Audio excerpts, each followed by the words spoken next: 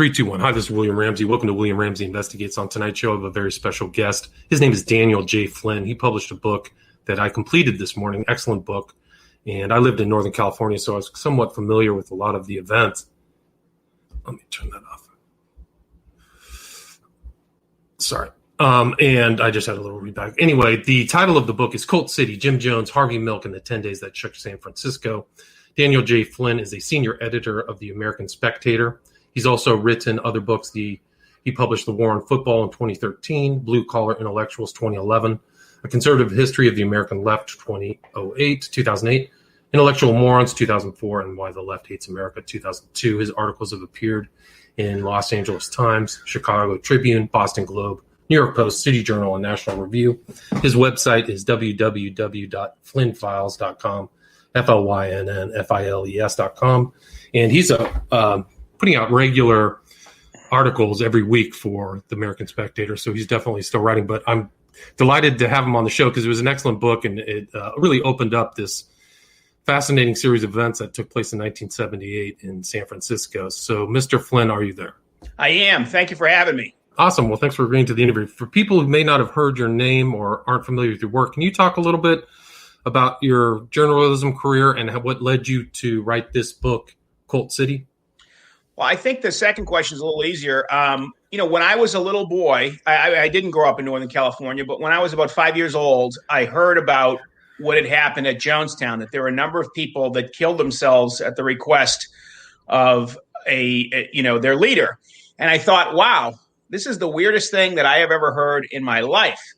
When I got a little bit older, I found out that the mayor of San Francisco, George Moscone, had made Jim Jones, had put him on the city's housing commission, and in effect made him the chairman of the housing commission, so that he would, he was essentially the largest landlord in the city of San Francisco. And I thought, wow, no, this is really the weirdest thing I've ever heard in my life. So the story just got stranger and stranger and pulled me in more, because when we think about serial killers or mass murderers, we generally don't think of people in with the in crowd. I mean, we think of a guy like Charlie Manson being an outsider, someone who is not going to be invited to too many cocktail parties, is not going to be introducing, the future first lady of the United States like Jim Jones did, or Richard Ramirez, or any of these guys that you'd see on Sunday nights on cable television. They have all these documentaries on these people. So Jim Jones was a little different. He was very much in with the in crowd in San Francisco. And when I heard that, I thought, no, this is the strangest thing I've ever heard.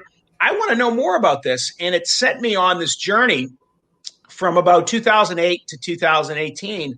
I was researching and writing this book, made a number of trips to San Francisco, interviewed a whole lot of people, which is difficult to do because, not only has 40 years passed, but you had 918 people died as a result of Jim Jones ordering his followers to kill themselves. So most of those people are no longer with us. And in the 40 years, a lot of them have died since. So it's difficult to get people. But once I did interview people, they told really amazing stories. Yeah, and you have them in the book. I mean, for people who don't know what happened or may not be as detail-oriented about the situation with Jim Jones, can you just recollect what happened in 1978 and what led up to that? Well, prior to 9/11, Jonestown was the largest loss of civilian life in American history that was a man-made catastrophe. In other words, that wasn't a natural disaster. So it was a rather massive thing that happened. And essentially, the short version of it is that Jim Jones was engaged in all sorts of illegalities and immoralities in San Francisco, left in 1977 and joined some followers that were already down in Jonestown, Guyana. They had purchased a tract of land in 1973, about 3,000 acres. And initially, a lot of the people that I spoke to described it as rather idyllic, that it was just a wonderful place. They felt like they were like American pioneers building something out of nothing. Now, when Jim Jones came, he brought hundreds and hundreds of his followers, and the community was not ready to support that many people. So even though it was an agricultural commune, they were importing food to the very end. People weren't getting much sleep. They were deprived. They were sent to work. They were about 16 hours a day in the fields in the equatorial sun, and for 5 or 6 hours a day, you had Jim Jones on a public address system, just sort of lecturing these people and hectoring them. And so it was not a place that was conducive to mental health or any kind of health. And Jim Jones, partly drugs, partly him going crazy, partly his communistic viewpoint, all of this led to him wanting to leave this life and take all of his followers with him. And on November 18th, 1978, that's what he did. And, it kind of was a long – I'm sorry, please continue. No, go ahead. I was just going to say that what were the ideology of him? I mean, Jim Jones himself is such a peculiar figure. What led him to want to go try to start a utopia in Guyana? Well, Jim Jones, although he's not the best authority on Jim Jones, he was asked, why did you go into the ministry and all that? And his answer, at least in a like sort of an autobiographical sketch, he said, how do I assert my Marxism or something to that effect? And he thought, go into the ministry. And so Marx called Christianity the opiate of the masses, or religion the opiate of the masses. And Jim Jones took it a step further and thought he could use the opiate of the masses to propagate Marxism. And that's what he did. So if you got into the inner circles of Jonestown, or not even just the inner circles, but if you went to a Jonestown service, you could see Jim Jones stomping on a Bible, denouncing the stupid sky god, telling his followers there's no heaven up there, so we have to make heaven down here. In other words, he was someone that was trying to make heaven on earth, and he thought socialism was the vehicle to do that. And if you were in People's Temple, you were taught that socialism was God, and that since Jim Jones was the greatest exponent of socialism on the planet Earth, that made him God. Right. And many of the people in Jonestown believed that he was God. And they believed this because he, one of the things that he did, probably the best way to get in followers, and most of these people were old, a lot of them sick, many of them African-American, is he would perform fake faith healings. So people would come to him with ailments, and they would document this. So one of the parts of the book that was very easy is that Jones documented all of these faith healings that he did. And so you can look in the records and see who was cured of brain cancer here.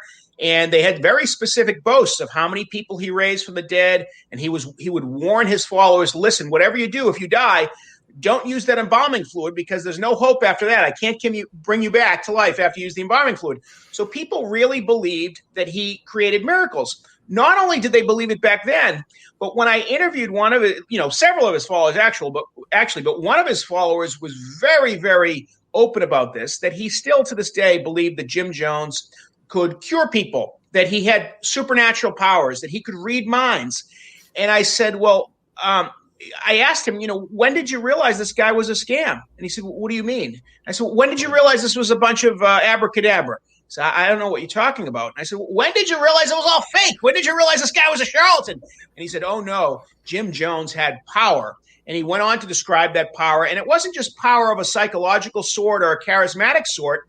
He talked about Jim Jones reading minds. He talked about Jim Jones curing cancer. He talked about Jim Jones predicting the future. And to this day, a guy who turned his back on Jim Jones several years prior to Jonestown still believes that this man had power. And I have to conclude, well, he must have had power of some sort. Might not have been a supernatural power, but anyone who 40 years after the fact can still convince someone that he had these magic powers, well, he had some sort of power, right? Right. So he had power over a lot of people. He was definitely the guru, the cult head, but he used all these tricks that were stuff in evangelical or Pentecostal faith healing. People investigate your background. He meshed Pentecostalism with Marxism. And many of the people that came into People's Temple came into it from a Christian background.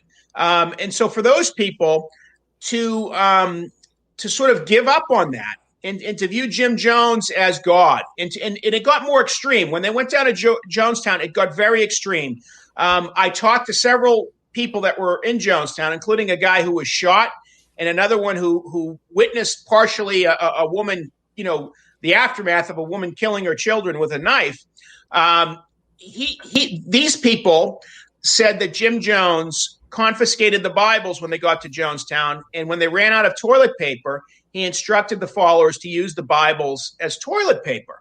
Now, the interesting thing about this, there's about 10 interesting things about that, but when the first draft of history was written, the New York Times described People's Temple as a group of fundamentalist Christians. The Associated Press called them religious zealots. I don't know any fundamentalist Christians that would use the Bible as toilet paper. I don't know any fundamentalist Christians that would, eliminate celebration of Christmas or Christian holidays, and that's what they did in Jonestown. And I don't know that you'd have any fundamentalist Christians denouncing God and saying the Bible is a lie. That's what Jim Jones did. Yet, part of the reason I wrote the book is because there were so many misconceptions that this was a group, almost like the moral majority or something. It was the furthest thing from it. It was an atheistic cult that, was dedicated to Marxism and would have people like Angela Davis and Huey Newton address them, and all sorts of people from the real far left would come into their orbit. And you had written that the revolutionary suicide idea came from Huey Newton himself, like he wrote a book. So I found that was something I didn't know about Jim Jones. Can you talk about his left kind of group, the people he networked with in the Bay Area? Yeah, certainly for Huey Newton, he wrote a book in, I think, 1973 called Revolutionary Suicide. Now, what he was talking about was a little bit different than what Jones wanted to do. Huey Newton said that, revolutionary suicide is when the situation, some radical gives their life for the better future world possible. Whereas reactionary suicide is someone that just had despair at conditions and killed themselves because they wanted to get out. Now, that's not exactly what Jones did. So he took a name, but not necessarily the concept to a T. Now, what Newton was talking about was pretty idiotic to begin with, but obviously it doesn't match what Jones did. But Jones called it revolutionary suicide, and he talked at great length about Huey Newton in Jonestown, Guyana. And one of the reasons he did that was about 2/3 of his followers were African American. So you would also have people like Angela Davis addressing the people in Jonestown through, basically wired through a transmission from the Bay Area, would come down. It would go through the speakers down in Jonestown, and she'd talk about how she knew there was a powerful conspiracy against the People's Temple, and this played into Jones's paranoid fantasies. In the Bay Area, you had any number of people that were, obviously the book focuses on the relationship between Harvey Milk, who's become rather famous. He has an airport terminal named after him in San Francisco. There was a movie starring Sean Penn about him a few years ago. President Obama gave him the Presidential Medal of Freedom, put his name on a Navy ship. So he's become he's had a rather good afterlife, Harvey Milk, whereas Jim Jones hasn't had very good afterlife. So Harvey Milk was certainly someone that was one of the big allies of Jim Jones. And this is basically, in microcosm, this is how it worked. Jones gave Milk, hundreds of volunteers for his campaign. Milk had run for office 3 times and lost each time, but then he hooked up with Jim Jones and he won. And so how did he do that? Well, Jones gave him these volunteers. He was able to speak to, an audience of 1,000 or so people through Jones's pulpit. Jim Jones gave him a printing press, gave him all sorts of publicity. And so if he needed a rally, if he needed people to knock on doors, whatever he needed, he could get from People's Temple. Harvey Milk gave Jim Jones something far more valuable in return, which was credibility. And so when things start going south for Jones in South America, a lot of his politician friends go east and west. They run off. They run. They try to get away. Harvey Milk sticks by him. And he writes a number of letters to very powerful people, to world leaders like Forbes Burnham. He says, such greatness have I found in People's Temple, and just gushes over all the great work of People's Temple. He writes to the Secretary of Health, Education, and Welfare in the Carter administration, a guy named Joseph Califano. That's sort of one of the big departments back then. It's since been reorganized. He said that People's Temple was solving the world's food crisis. This was a group that was importing food. They were farmers, but they were importing food because they couldn't even feed themselves. And he said they were solving the world's food crisis. He said they were taking juvenile delinquents and giving them, trades that they could come back to America and be useful citizens. He said it was a retirement community that old people would pay thousands of dollars to be a part of. And he's talking about a concentration camp here, and yet he's putting it. It's like a gulag. One of the interesting things you had in your book is that they were relying on Social Security and other gifts from the American public to survive. So that's right. That they had all of these old people. They had foster kids. They had old people. They had a lot of ways to get money out of the government into their coffers. Probably not. It's probably better to do what some of these other televangelists do and go after a few rich people. But instead, they went after many poor people, and they got a lot of government checks. So that was a big part of it. Milk also, one of the big controversies with People's Temple was Jones kidnapped a 6-year-old boy, John Victor Stone, who had parents who were in the People's Temple, but decided, hey, this isn't for me, and they couldn't get their kid out. Grace Stone left in 1976 on the 4th of July, and her husband left about a year later. And Jones wouldn't give the child back and insisted that it was his kid. Now, he thought all of those people, he was Father Jim, so he thought they were all his kids. And so Harvey Milk, rather than take the word of the people that the hospital said were the parents, the people that were on a birth certificate, the people who were the parents, he took Jones's side, wrote a letter to Jimmy Carter to try to stop any intervention from the State Department from getting this kidnapped kid back from Guyana with his rightful parents in the Bay Area. And he said that Jones was known as a man of the highest character, that one of the parents was a bald-faced liar, the other one was a blackmailer. And I don't know how much influence that this letter had on Jimmy Carter, but we do know that the State Department not only did nothing to help this couple get their kid back, but they really sided on behalf of People's Temple for any of the so-called defectors, the people in concerned relatives.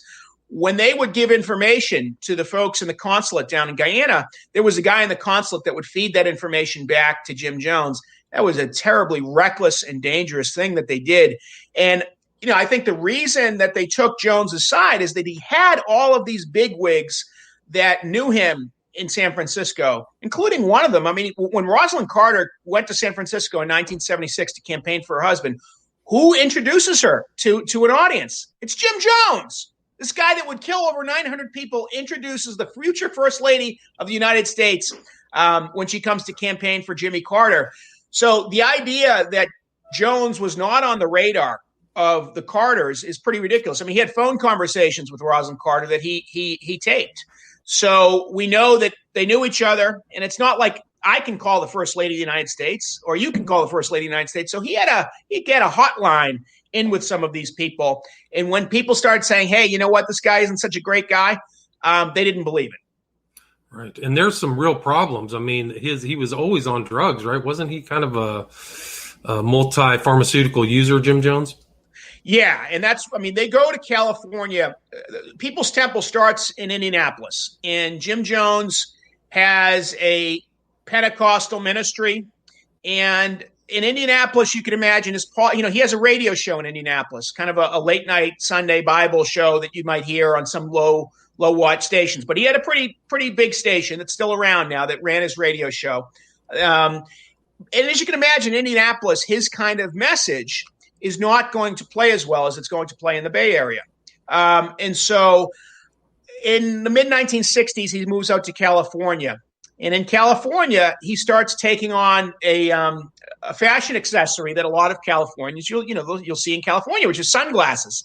And you think about that, like who wears sunglasses? Well, people in the sun wear sunglasses, but also people whose eyes are dilated, who are on drugs, who are drunk. They might wear sunglasses to hide that. And so it's very difficult to see when his habit became raging and out of control. But there were a number of people, survivors, that talked about who got him the drugs, and they had nurses in his employ. And by the time they're in Jonestown, he's slurring his words. He's having to down all sorts of Pepsis to stay awake. And when he's not awake, to lecture the people out in the fields on the loudspeakers, they have tape recordings of him. And that's what's going out. And they think they're being lectured by Jim Jones, but it's really this other kind of, it's a recording of Jim Jones. The tape, right. There's a lot of records. You said you went through the records of his speeches through San Diego State or something like that. So a lot of that stuff is available, correct? Yeah, so a lot of the research I did was at the California Historical Society, and for that I had to go out to San Francisco. And I got some stuff for the book at the San Francisco Public Library. I made a few trips there, and also online. There's a great resource at I believe it's a school in San Diego, whether it's San Diego State or I think it's San Diego State. Could be wrong about that. The interesting thing about that is that it's great stuff that they've compiled there, and it's online, it's accessible. I don't want to knock those people at all, but they will come out with books every few years, like with titles like A Sympathetic History of People's Temple, or things that are looking at the People's Temple from a very positive perspective.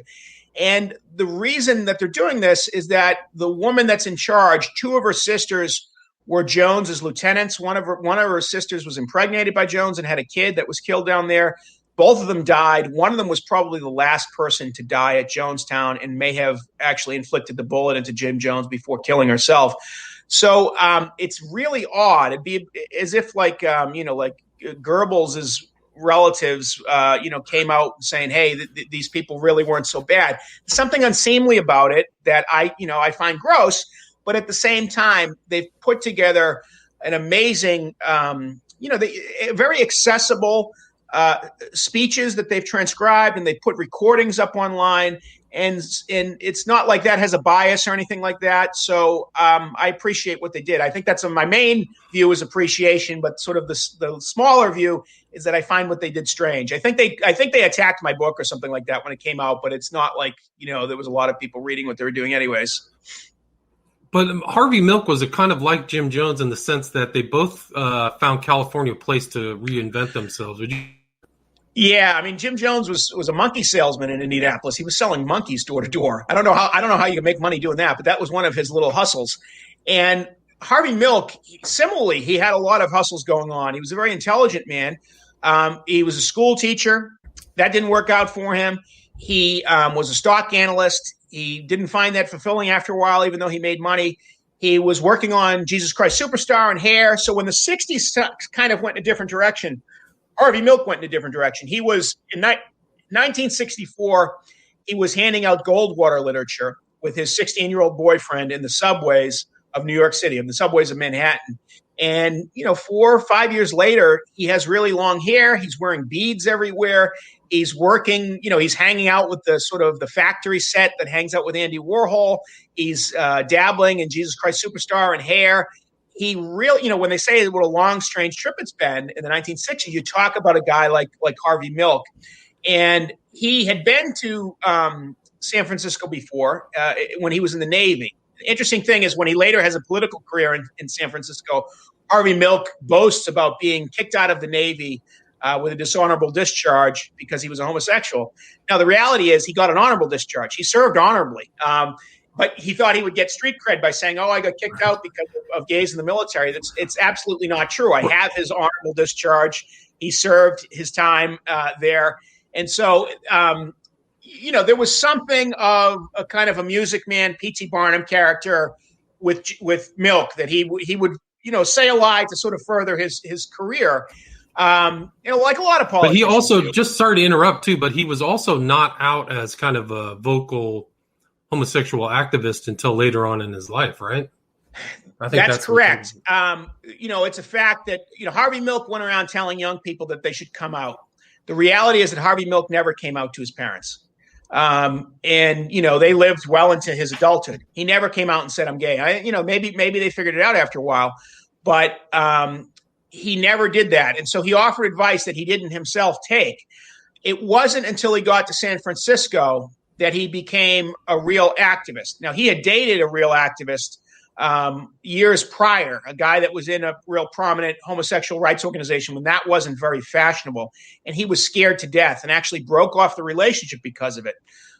In San Francisco, he became a little bit more emboldened, and he thought, what if I become, I want to become mayor, or maybe I can become a supervisor.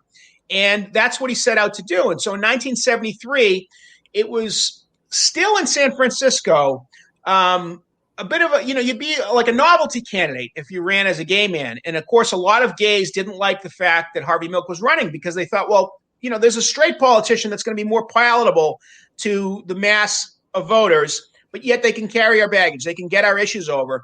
And Harvey Milk, to his credit, he didn't see it that way. He said, they're ready for this. And they weren't ready for it in 1973. But what was a novelty campaign in 73, by 1977, people took it seriously. And part of the reason they took it seriously was because of Jim Jones. Interesting. So Jim Jones was a catalyst. So they both know each other. But Jones was kind of like a kingmaker because he had so much resources, right? So Moscone. Certainly. In a very literal sense, in San Francisco, people rightly, I think without exaggeration, credit Jim Jones with the election of George Moscone as mayor of San Francisco in 1975. Now, what happened that year where there was a guy named John Barbagellotta who was a Republican and who was really doing well, and they had a runoff. Dianne Feinstein lost, and so it was Moscone versus Guy Barbagellotta.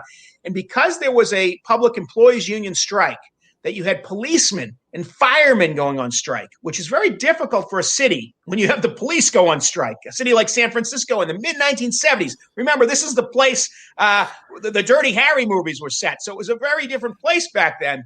And the police were saying, it was the Wild West. It was like the Wild West or Bar Coast. There's so much going on in the 70s. Wow. There was so much going on. And so people got fed up, and they went to this guy, Barbagellotta, who almost won. And it's very difficult to think of a Republican winning in San Francisco. And this is sort of maybe the last gasp of it. But a lot of the conditions, people were fed up with the crime. They were fed up with the public employee unions. And so it ended up being that Moscone won by about 3,000 votes. He thanked Jones. A lot of people thought because Jones was able to put out thousands of volunteers and just flood the streets with people knocking on doors and going to rallies for Moscone, that must have been the difference. Now, on top of those above board activities, you had Jones bussing in people from out of San Francisco to vote in that election. So a lot of people thought maybe that he tipped the scales through voter fraud, right? Voter fraud. And so the uproar about that was so great that that once Moscone got elected, the administration, the district attorney, was forced to investigate Moscone's election. And this is I think tells you all you need to know about how Jim Jones operated in San Francisco. The guy investigating People's Temple and voter fraud in the 1975 election for the district attorney was the district attorney's deputy, but he was also Jim Jones's deputy. He was Jones's second in command. That is how integrated they were with the power structure, right, that when it came to investigating their own wrongdoings, they had their own people doing it. They had their own people in the newspapers. And so that didn't go very far. Lo and behold, they found that they didn't commit voter fraud. Right. So you've got your own guy investigating it, right? That's right. Oh. That's right. And there were other people were trying to, I think it was King Solving, who were trying to expose some of the wrongdoings of People's Temple, but nobody really wanted to hear it. And, it just, a lot of those stories got spiked. Is that right? That's right. So Lester Kinsolving in the early 1970s wrote an expose, an 8-part expose, I believe for the San Francisco Examiner. He was the religion editor there. And it basically exposed all of the things that journalists would later expose in 77. But he did it first, and everyone ignored him because he was Lester Kinsolving. And you had people like Abe Rosenthal from the New York Times said we'd expect such from someone like Lester Kinsolving. And even the fellow that his name is escaping me, but the journalist that Robert Downey Jr. played in the movie Zodiac. Right. Avery. Was that Avery? Yeah, Paul Avery. That's right. Avery. Was just dismissing this like, whatever. All I've heard about People's Temple is great, and I can vouch for them and this kind of thing. So all the journalists were laughing at Lester Kinsolving. They even did something on the television where they distorted his voice, or they distorted him and made him seem rather monstrous. So he was kind of dismissed, and his series, which was an 8-part series, because of People's Temple protests, they ended up spiking the last 4 parts of the series. And so it really didn't go anywhere except as to make Jim Jones a little bit more paranoid. And it's funny that people will dismiss what Kinsolving did back in the early 70s. But the reality is, if people had listened to him, this whole thing would have been averted. Right. There were tons of warning signs, and Jones himself was very sexually profligate. Like, he was all over the place. There was tons of abuse and all kinds of things inside that people should have really seen. Yeah, men, women, anything that, in between. I mean, he was up for it. He was arrested in Los Angeles for solicitation in a bathroom. Right, cruising. He was cruising, right? Yeah. He was cruising, and he would, he would usually be. I mean, he would always be the one who was, I guess, the more dominant figure in the relationship. Not to paint a picture of it, but that was sort of his thing, and he liked to sort of. He liked to be the one. I think he had a very sadistic streak. So even if you leave aside the sexual stuff, there were instances where, some lady was a vegetarian and he made her eat chicken in front of everyone. Weak members of the People's Temple, if they got in trouble, they were put in these People's Temple boxing matches where the whole congregation would watch someone get destroyed. One of the guys, who was a really good boxer, he changed his name in People's Temple to Ken Norton. Other people were changing the name to Stalin and Che and Lenin, and some people changed the name to Jim Jones. But this guy changed his name to Ken Norton because his reputation in People's Temple was that he beat people up in the boxing. And usually it pitted, they weren't the same weight class. It pitted, it was unequal pairing. And so people would really get beat up. And people couldn't help but see that Jim Jones was enjoying this. They had a board, a paddle, which they whacked the kids with. They called the Board of Education. There was a guy caught molesting one of the kids, and they tortured him. I'm sure there's a lot of people would say, oh, well, that's okay, whatever. But they ran their own kind of judicial system and issued their own punishments. And a lot of the punishments were rather brutal. And so there were also kind of warnings that people said that is kind of a maniac, and Jonestown is dangerous, and that filtered through all the way up to the Bay Area. All right, we're back. There was great blips, technical difficulties. Yeah, really. It said StreamYard said it might have been on their side. So, anyway, so the relationship between Milk and Jones is for real. On Milk's side, what led up? I mean, this is the 10 days that shook San Francisco. What led up to how Milk and Jones, everything that happened in '78? So Harvey Milk and a guy named Dan White were freshman supervisors on the board in San Francisco. White was, they're both Democrats. White certainly wasn't the most conservative Democrat on the board, even though he's portrayed that now. But he was from a more conservative district and certainly was more of that wing. Now, to say someone's sort of more conservative in San Francisco, it's kind of it's a silly point to make, because relative to the rest of the country, you'd recognize Dan White as sort of a garden variety Democrat with some blue collar leanings. I mean, he was very much in favor of gun control. Ironically, he was very much in favor of affirmative action and voted that way. He voted to raise taxes, and then he voted to cut taxes. And sometimes he would vote on gay rights issues with Harvey Milk, and sometimes he would vote against. And on the board, White had an issue that was of great concern to him in his district, which was to not put this home for juvenile offenders in what was, I think, a convent or something like that prior to that. I think the people would have rather had the convent, right? And so they had the vote, and Milk had assured White that he said, "You earned your money this time. That he I'm voting with you." And when it came to vote, Milk voted against White, and White felt betrayed. White was a very competitive man. I don't think he took things like loyalty very seriously, too seriously. And at that point, the relationship started to fray. It was still the case that White and Milk would go out for breakfast sometimes and coffee. When White had a kid, Milk came to the baptism. So there was still a relationship there, but it was not the same as it was prior to those first few months. And as far as on the board was concerned, Milk was usually on the losing end of 6-5 votes, and White was on the winning end. However, Milk was obviously adapting to life as a supervisor a lot better than Dan White was. Dan White, the first day in office, he pulls basically a coup. Usually in San Francisco, the tradition was that the top vote getter would be president of the Board of Supervisors. He wanted his political mentor, Dianne Feinstein, to be the president of the board.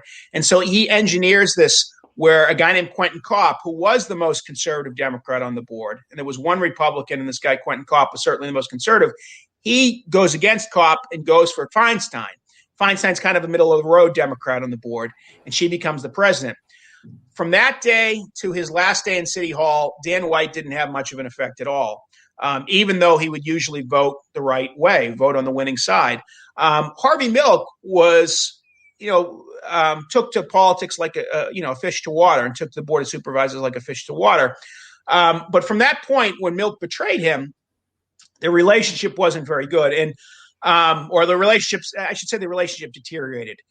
And so towards the end of the year, in November, White decides to resign impulsively. Says, I want to resign.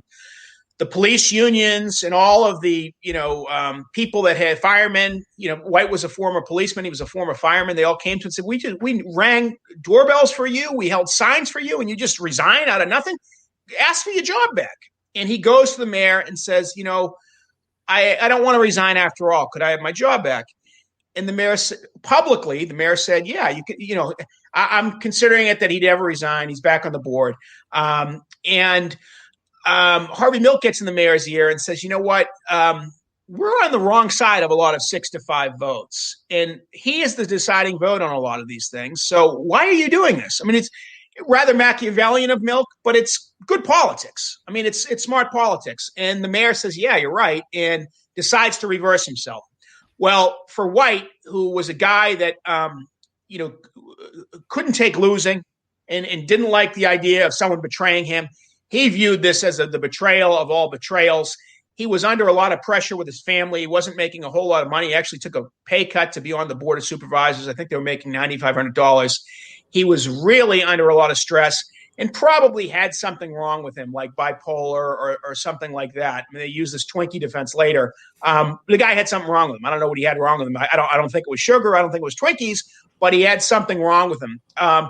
And so he comes into City Hall 9 days after Jonestown. He murders George Moscone. He murders Harvey Milk.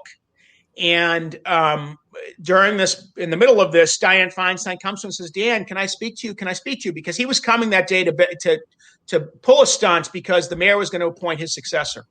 And initially people thought maybe the Jonestown people did this, because what had happened in Jonestown 9 days earlier was so shocking to the city that people thought, well, maybe the Jim Jones's assassins did this.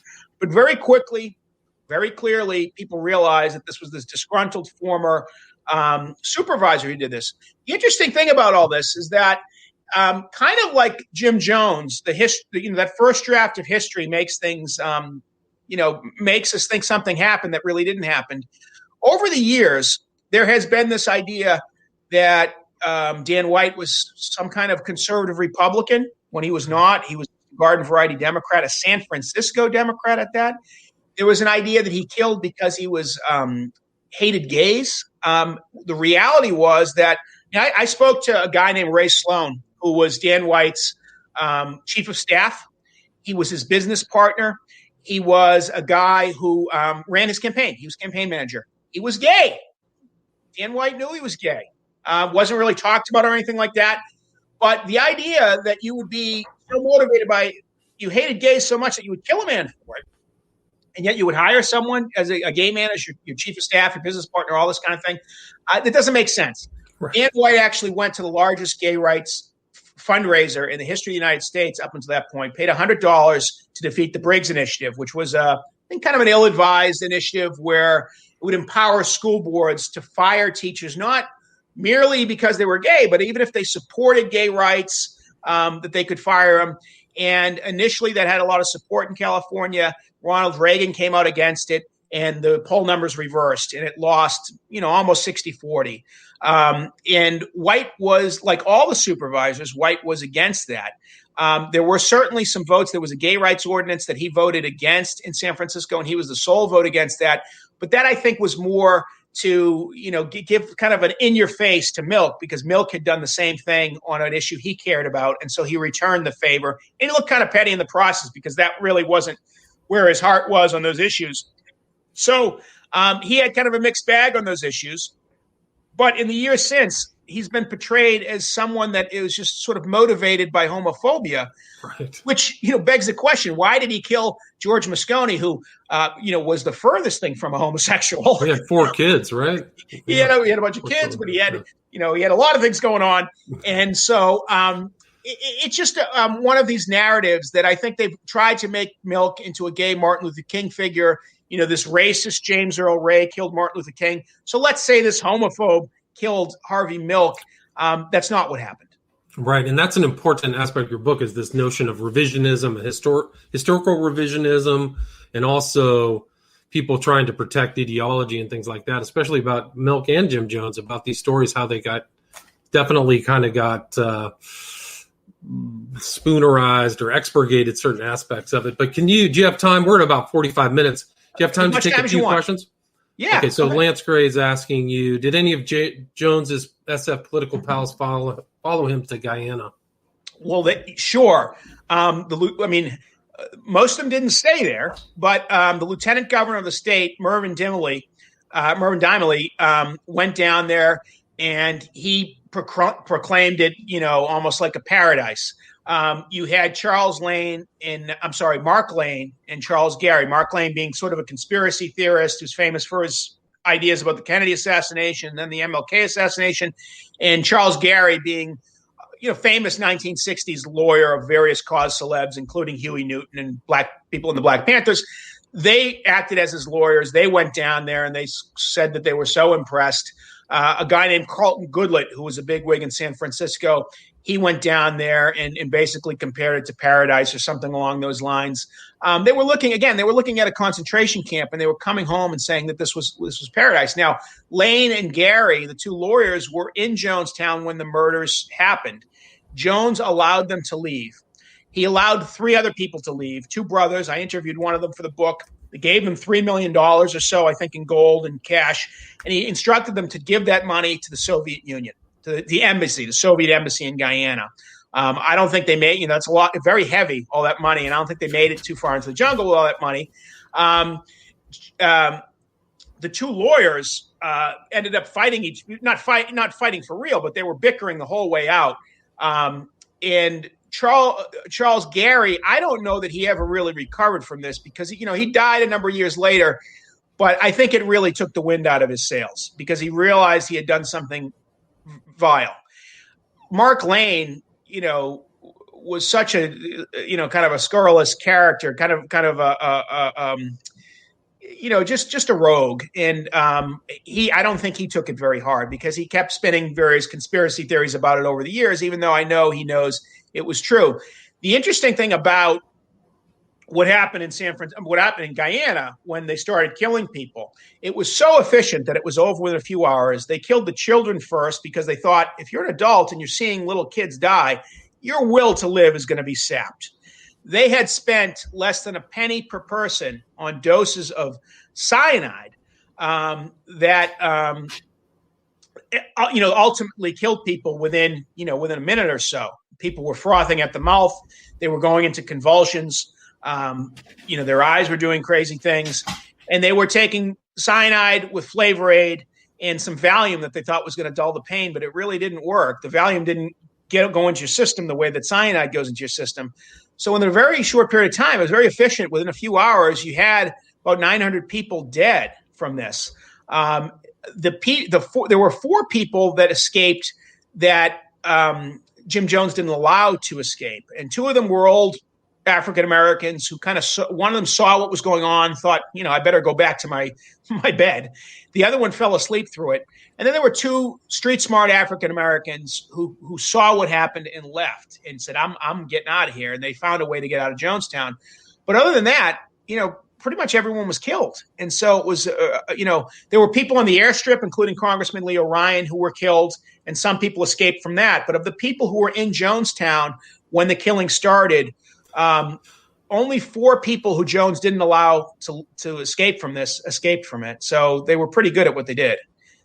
And he had a lot of prep, which leads into this next question, is talking about the warm-up routines, the actual, along with the body count increased day after day. I think you wrote about the White Knights and Jones just hammering people with propaganda. Can you talk about that? Yeah. So, I mean, one of the interesting things that I discovered, I spoke to a guy named, and I mentioned him before, but Stone. His first name is escaping me, but he was Gray Stone and Tim Stone. So Tim Stone was Jones's chief lieutenant. They had a falling out in the 70s. In 1975, he came to what was called a planning commission meeting, and there were about 100 people there. And Jones was surprised because this man usually didn't come to planning commission meetings. And he had a life outside of the temple, one of the few people. I mean, he had a job as an attorney. He drove a Porsche for a while. I mean, he was not living like the people in People's Temple. Jones says to him, listen, no matter what you see here tonight, I want you to know I don't believe in suicide. And Stone thought that this was peculiar and said, okay. And so they were given wine, everyone there, in about 5 minutes, which was unusual because you weren't allowed to drink alcohol. So this was a luxury. We're giving everyone wine. And Jones said about 5 minutes later, listen, that wine has been laced with poison. You're all going to die in 5 minutes. Some people started freaking out. Some people correctly interpreted it as a loyalty test. There was one woman a really overweight woman who was a loyalist, white woman from Indianapolis. She started really going crazy, and someone came up with a gun and shot her 3 times. Now, this was false. These were blanks, and this woman was in on the act. And in fact, a woman I spoke to, interviewed for this, black woman, thought that it was real to this day. She thought she got shot. She thought she had been made a pariah. She wasn't made a pariah. Everyone thought she was made a pariah, but she was so loyal to Jones that she did this mission for him. So if you're watching that, if you're in the room, the message, because nobody dies, the message is just, drink what he gives you. Don't rebel, because you can be made a pariah if you rebel, and everything will be okay. So they went on with these tests for a number of years. And in Jonestown, Jones propagated this idea of a siege mentality, that maybe the CIA was going to come in, or the Venezuelan military, they were going to invade, and they were going to kill all their children because they were communists and these other people weren't. They were going to get them all because of what they were doing, because they were doing something so great the world couldn't see it. And people started to believe that. And you had people shooting guns outside the perimeter, and they thought they were under attack. And so that led into an idea that, hey, we're under attack.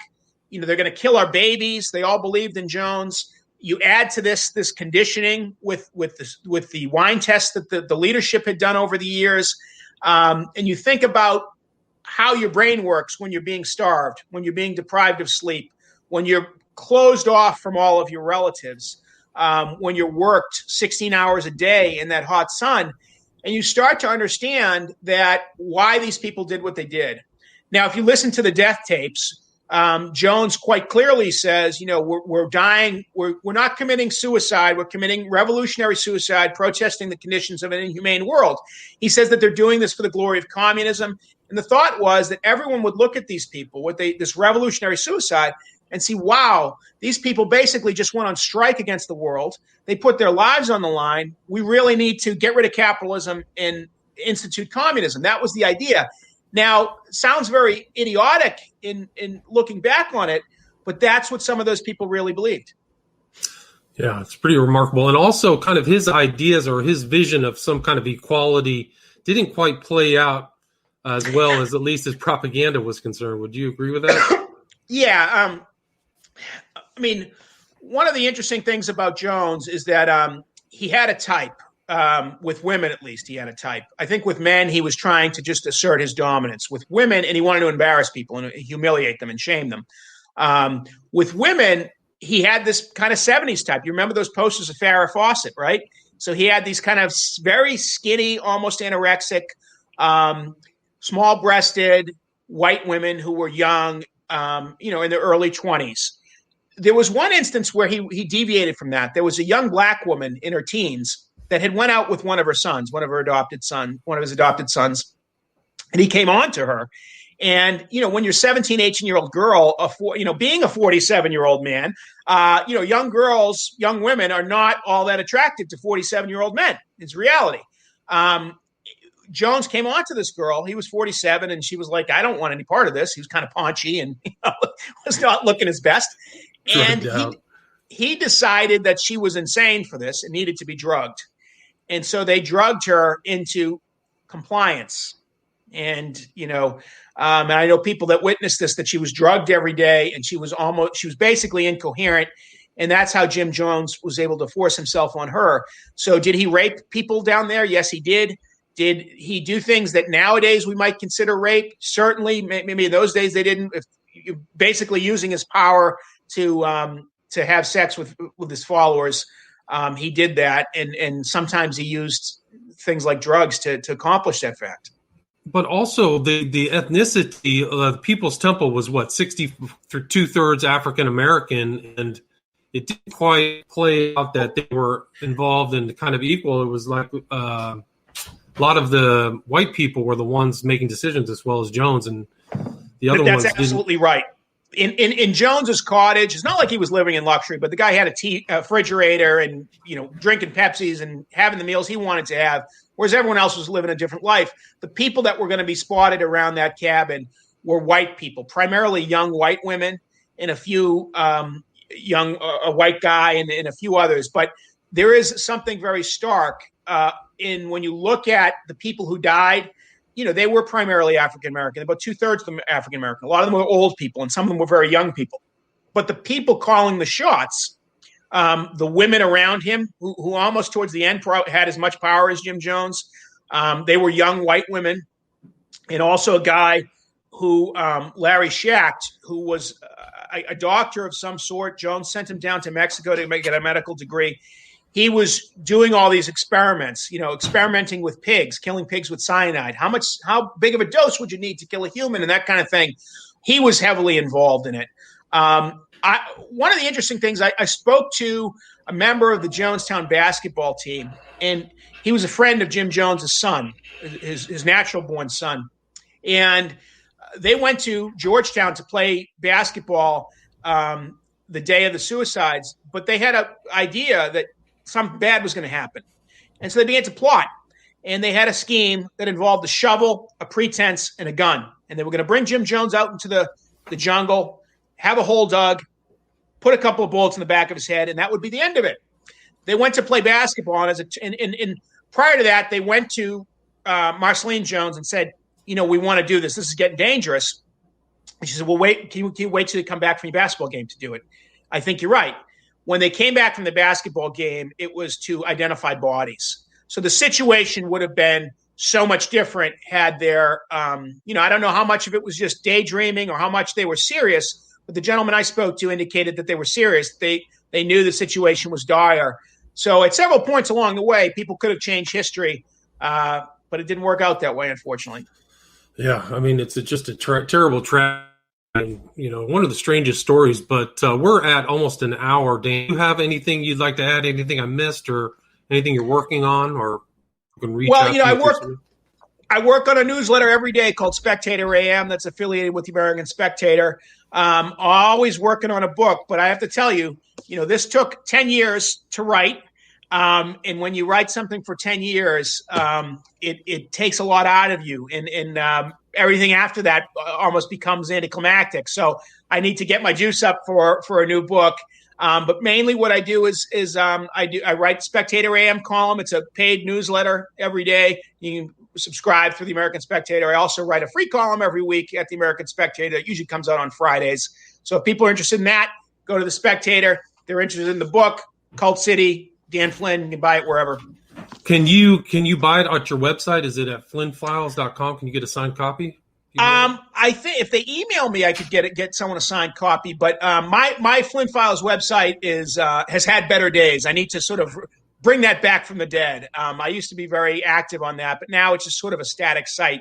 But if someone were to email me, I could, and we could arrange for them to get a book. What email address would you like to use? Do you mind mentioning that? Flynnfiles@gmail.com is my email. Cool. All right, awesome. Again, great interview. Thank you so much, Dan. I appreciate you taking time out to discuss the book. Again, the title of the book is Cult City, Jim Jones, Harvey Milk, and the 10 Days That Shook San Francisco by Daniel J. Flynn. Excellent book. Highly recommended. Thank you so much, Dan. Much. All right, have a Appreciate great it. day. You too. Bye-bye. Still there?